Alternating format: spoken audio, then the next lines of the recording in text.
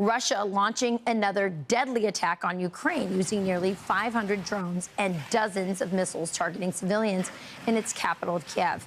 It comes after President Trump met Zelensky at the United Nations General Assembly here in New York City last week, where he reportedly signaled being open to giving new missiles to Ukraine after restricting them for months.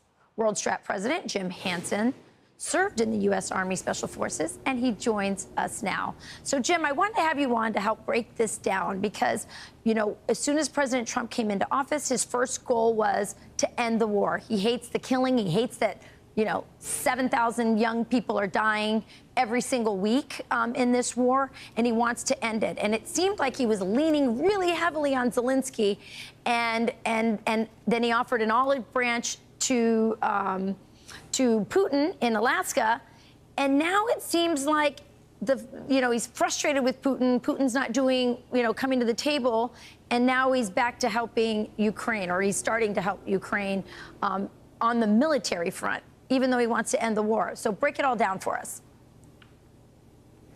Oh, I think President Trump is mad at Putin for stopping his war-ending streak. You know, he expected a little better from him and gave him the honor of a meeting in Alaska. And now what he's doing, I don't think this is a commitment to Zelensky and Ukraine that he's going to help them take back all the territory that Russia has. I don't think anyone should expect that.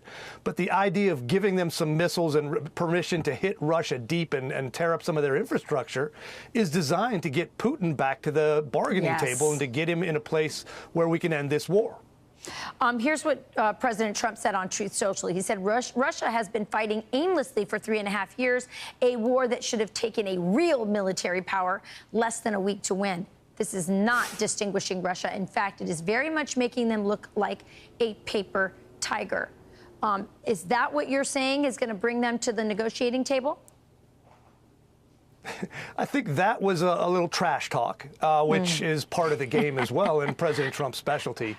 Yes. But I think he also has made it known in that same speech that China and India are buying way too much energy from Russia and giving them cash that funds this war. He also pointed out the Europeans are doing the same thing. They're buying energy from Russia and funding a war. And he said, who the hell does that? So I think he's going to put pressure on those people to stop buying Russia and funding this, and then also give Ukraine a little bit more help and pressure Russia with every other piece of U.S. power that he can. Yeah, there's not a lot of appetite for a Ukraine war, and people really do want the president to end this. Hopefully, this will bring Putin to the negotiating table. I want to ask you about this because Pete Hegseth, our war secretary, has called for this very mysterious meeting with generals. This is a Politico headline that you're looking at right there. Hegseth's mysterious meeting with generals will focus on grooming and warrior ethos. What do you expect to happen? There's a lot of speculation online about what this is about. What are you hearing? I don't think it's all that mysterious. Pete Hegseth came into a Department of Defense that was not a War Department, and he turned it upside down and started shaking it, saying, we're not going to operate the way we were because we did not have a functional, lethal, deterrence-based fighting force that was going to scare our enemies and, if need be, defeat them. So he changed the policies. He threw out DEI. He stopped the trans stuff. You know, he said we're going to have actual physical fitness standards, and that has met some resistance. So they basically are getting a kind of a come to Jesus meeting saying you need to get on board or those 20% cuts we talked about might be you. Yeah, I noticed it said grooming in there.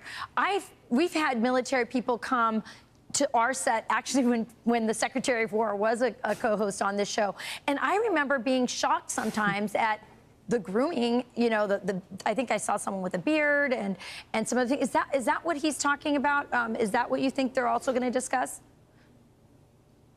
Yeah, people forget, that part of the military entire way of life is to look like a warrior. Yes. And having a bunch of, fat, out of shape people with long hair and, just looking scraggly does not present the image that we want. So he wants this to look like a fighting force, act like a fighting force, and then hopefully deter our enemies, but if need be, to fight like a fighting force. Yeah, I love that. I can't wait to hear what that's about, and how he gets them back into shape and back to looking uniformed and like really tough, mean fighting machines. Jim Hansen, thanks for joining us. Great information. Always good. I'm Steve Doocy. I'm Brian Kilmeade. And I'm Ainsley Earhart. And click here to subscribe to the Fox News YouTube page to catch our hottest interviews and most compelling analysis.